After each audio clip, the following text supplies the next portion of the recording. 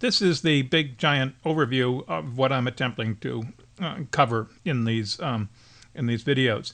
It's my big picture. It's kind of complicated, but basically not too difficult. There are different parts of the system that we're going to look at. We've looked at some of them already. And there are a lot of feedback loops, you'll notice here, where something is done, then based on what we determine later on, we redo it. So the simple thing is we start off with our input documents. We build a table telling us where in the original collection each document exists. We have a table of titles. This is for basic retrieval purposes. The first thing we do is go through the stop list. We pass the documents by a stop list. Initially, the stop list consists of the most common words in the language, and those are easy to come by. There's plenty of lists of those. So we remove the very frequently occurring words that have no meaning, the, of, and, things like that. We don't need those. And so they are pulled from the documents. The next step here is we may recode the documents several different times, but the first recoding of the documents would be to reduce them to word stems. Try to get the words like computed, computing, computor, all of these words which essentially refer to the same concept, down to a single stem or token. Sometimes we just refer to them as tokens. Sometimes they're just numbers, and the number points into a table. But whatever we do, in our case here, we've just reduced them to stems, usually by just removing the suffixes. But there's also the possibility of removing prefixes. There is a project called WordNet. It's done at Princeton University, which has a lot of information about the structure of words, and I haven't done it, but you could use the information there in order to improve the stemming of the words and the semantic character of the words. You have a lot of words in English which you think you know what they mean, but you don't. The context is everything. Tell me what the word base means. Is it a military base? Is it a base in the sense of acid or base? Is it the base of a lamp? Is it a base in baseball? The word base has numerous meanings, and they're all contextually defined. So reducing the word base to just so base, bases, basing, all of that, that doesn't really help. What we need to do is to encode the different possible meanings based on context. That's where WordNet would help. We don't do that, but that's certainly a project worth looking into, and it would certainly enhance the retrieval in the long run, because there's a lot of such words in English where the context is everything.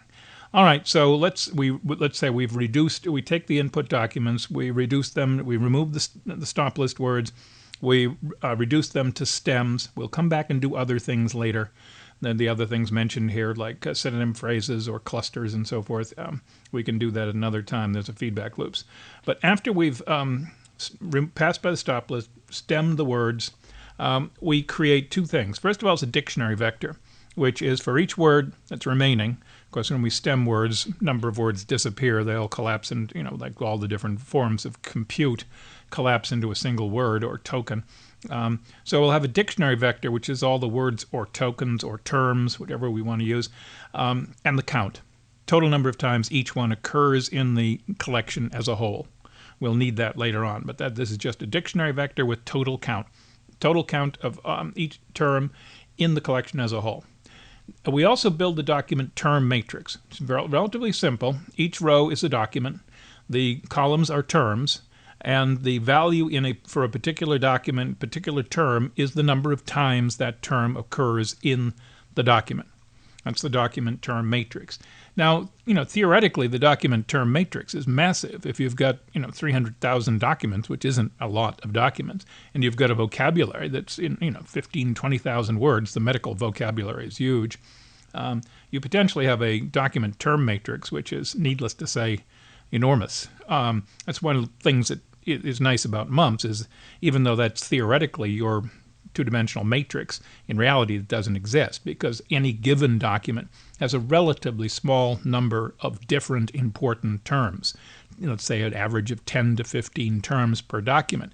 Even though the total vocabulary for the collection might be in the many thousands, any given document doesn't have all those words. So for some document X and for some term Y, there's nothing there. And if there's nothing there, there's nothing there. There is no element.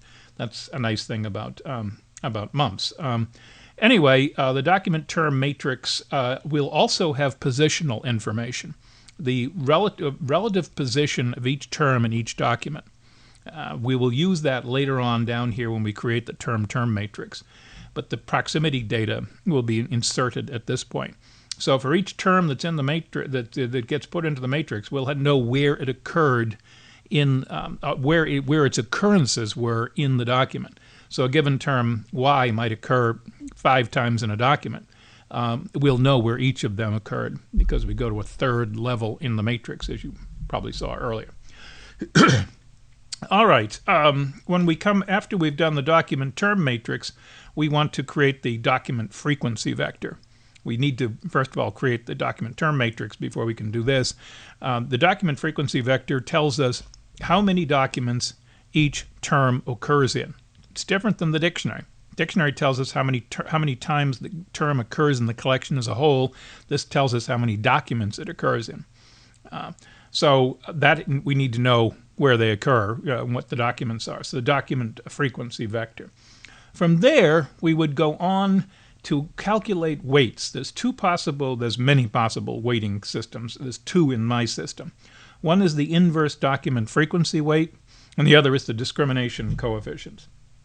The inverse document frequency weights is based on a very simple calculation involving the document frequency and the total number of words in the collection. We'll see it. It's a very simple calculation. It can be done quite quickly. And what we end up is a vector. For each term in the collection, we will have a weight from a very low number, generally 2, 3, something like that. Depends upon your collection size. The numbers will be different for different size collections, up to some high value, which might be 15 or 20, something like that. And that's the way it is in the examples we'll be doing. The low-numbered ones are probably not good terms. Even though they were not common English terms, they were not sufficiently important in the collection to get a high weight. Now, this table of weights, remember, this is the value or the weight of the term in the collection as a whole. How important is this term in the overall collection? Now, this information, if we go to the low-weighted terms, these should be added to the stop list. These are terms which are simply not important in this collection. They may otherwise look like an important term in another collection, but they're not an important collection in this collection. Not an important term in this collection. I point out, since it's a medical collection, the word medical and medicine and so forth is in there everywhere. The word patient is in there everywhere. There's a lot of common medical terms which are not indexing terms. You're not going to go into a medical collection and say, give me all the documents that are related to medicine.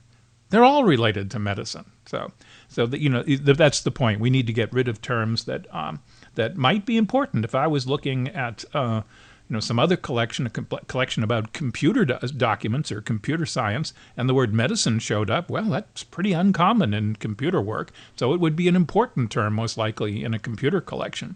But in a medical collection, it's not very important.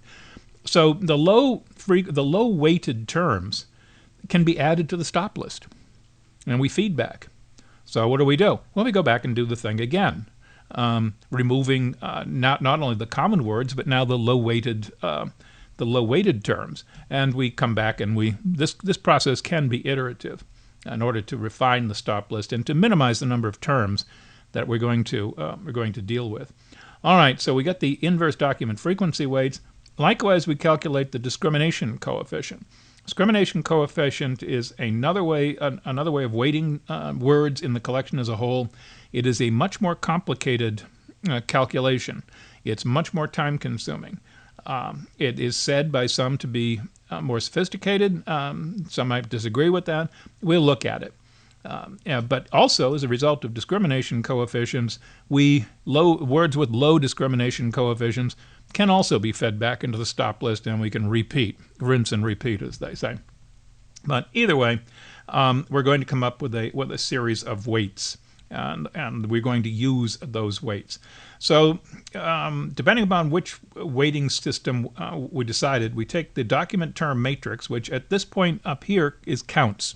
How many times does a term occur in the document?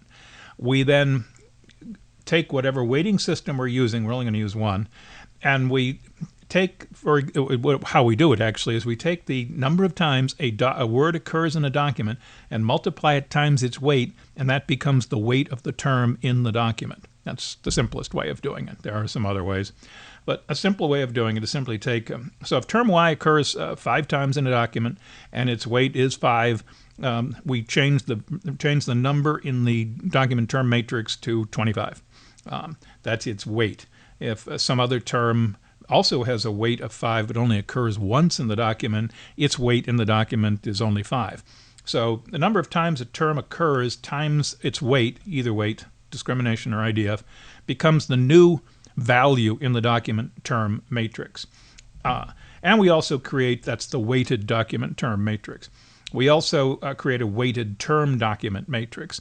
This is the index matrix. It's the same. It's just a transpose of this one. Instead of the rows being documents and the columns being terms, the rows are terms and the documents are columns. It's good for quick lookups. So anyway, we've got the weighted document term matrix. From this, we can create the term matrix, which basically initially is the number of times terms co-occur with one another. That's the simplest. So we go through the matrix and we find out how many times does term A occur with term B. And we also, we put a threshold. Certain terms that co-occur with one another just randomly with no significance. So there's a background noise level. But we look for terms that co-occur with other terms above the norm. And above the norm is defined contextually in your particular collection. But we end up with a term matrix. Not every term with every other term. Initially we do that, but we don't keep everything. We get the term matrix. At this point, we can also incorporate the proximity data. The proximity data, which was carried all the way through by here, it is in the weighted document term matrix, tells us how close the terms were to one another. So 2 terms may co-occur a lot in common in a document. When I say co-occur, I mean in the same document. Term A and term B co-occur in 10 documents. That's 10 co-occurrences. It's per document. We sum it over the number of documents they co-occur in. We could moderate that value by proximity. If it turns out that not only do they co-occur, but they co-occur very close to one another, that'll increase their score. If they co-occur but they're relatively distant from one another, we don't care about it. If they co-occur and sometimes it's word A is first and word B is second, and other times word B is first and word A is second, there doesn't seem to be any fixed relationship to them, that'll lower their score also. But anyway, from the term matrix, we can then create term phrases, where we look for phrases like artificial intelligence and programming languages and things like that. We can form synonym groups, words that seem to be synonyms for one another. And once we've gotten those, either phrases and synonyms or both, we can, forgot term clusters. We can also create term clusters. We look for terms whose usage tends to be clustered. And when we get clusters, we might be able to come up with hierarchical clusters. So we have some tree-like situation where we have a hierarchical cluster number 1. It has 3 subclusters underneath it. They are independent of one another up to a point, but there's something in common about all three clusters, and we can join them together into a supercluster, if you will. Anyway, all of this information, term clusters, term phrases, and synonyms, can be backfed up here. Backfed up here, now instead of what we initially did is we took words and we stemmed them. Now we can take words and we can now tokenize them. So some words will remain stems, but we might find, for example, certain phrases. So we get artificial intelligence. Well, we would take the instances of artificial intelligence and recode them as a single term. And what I do is I just join them together as strings and put a hyphen in between them. So they become a single term. Likewise, with synonym groups, we can pick one of them and make that the synonym for all of the others. So there's all sorts of things we can do in terms of recoding the documents in a second pass. Also, in my screen somehow wants to migrate. Also, from the weighted document term matrix, we can come up with the document matrix. This is going to be the similarity between all. Well, initially we calculated on the concept of every document with every other document. In reality, we don't. For document A and document B, how similar are they? And we create a square matrix. That's the document matrix. Now, in reality, of course, we don't calculate for every document because some documents have no terms in common, and if they have no terms in common, they're not related. Likewise, and we did the same thing in the term matrix. If two terms don't co-occur in any document, we don't calculate a value for it. The value of calculation of the similarity between two documents is a variety of ways of doing it. And there's also a variety of ways of doing it here. Initially I just said it was going to be a count. Initially here it's a count. Number of terms two documents have in common. So if we've got two documents that have 5 terms in common, that's better than two documents that have 2 terms in common, assuming the documents are relatively a similar length. But we can make more sophisticated comparisons between them, and we'll see that. But anyway, we get a document matrix. It's a square matrix. It reflects the relationship between any two documents that have some relationship with one another. From that, we can build document clusters. We can look for documents that have things in common, that are clustered. And this can be quite interesting when you see the clusters start to form, and we can build superclusters, hierarchical arrangements of the smaller clusters. And this can work quite well. It depends upon the size of the collection and how many things overlap, and there's a lot of parameters that need to be set, but it's quite good. One of the advantages of having document clusters is that when we do retrieval, we can create a centroid vector for each cluster. A document vector is a document with a bunch of words and values for those words. And when we have a query, we're going to compare the query, which will also be a vector of words and values or importance of the words. We compare them with the document vectors, and the document vectors that are most like the query vectors will be retrieved. What we can do to one of the ways of speeding that up is we could take a cluster and find an average vector, what we call a centroid vector for the cluster. So we take all the word usage of all the documents in the cluster, average them together, and we get a single vector, which kind of represents the cluster as a whole. Well, if the clusters have 10, 20, or 100 documents in them, depends upon the size of your collection, it's much quicker to scan through a small number of centroid vectors than a large number of individual document vectors. The comparison of the query vector to the centroid vector is quicker. And the centroid vector, then you can do in the fine level comparison of the query vector with the individual documents in the collection in order to rank or rate them as the quality to which they, how similar they are to the actual query. But that is more or less the overview, and it's non-Boolean. This is all quite statistical. We'll look at some Boolean approaches to retrieval, which actually work quite well. But if we want to use this some statistical approaching semantic level of view, this is how we're going to go about it. So all of these are represented by individual mumps programs in the collection, and we're going to start looking at them. We've gone up to the document term matrix at this point, and we'll start going through the more complicated ones. Actually, this is one of the bigger programs. The rest of these, with the exception of discrimination coefficients, they're not really very large programs as a rule. There's an addendum here I wanted to mention. First of all, when we process the input documents and all of this sort of thing, there's 2 different procedures here. One is when we actually index the documents, and the other is when we actually go through here and determine what are the indexing terms. This big picture is basically oriented towards finding the indexing terms. The subsequent pass, this thing doesn't want to cooperate, a subsequent pass would, once we know the indexing terms, the phrases, all of the things we're looking for, then we would pass the entire collection through. So we've got 300,000 documents. We don't need to process all 300,000 documents to figure out what the term clusters are, what document clusters, of course, we would have to, but because that is on the entire collection. But many of these things can be done on a sample. So if we've got 300,000 documents, as we do in the abstracts in the collection, it would be best not to process every one of them one after another. Many of them are collections pulled from an individual journal of X, and there'll be 5 or 10 articles in a row which are all about X.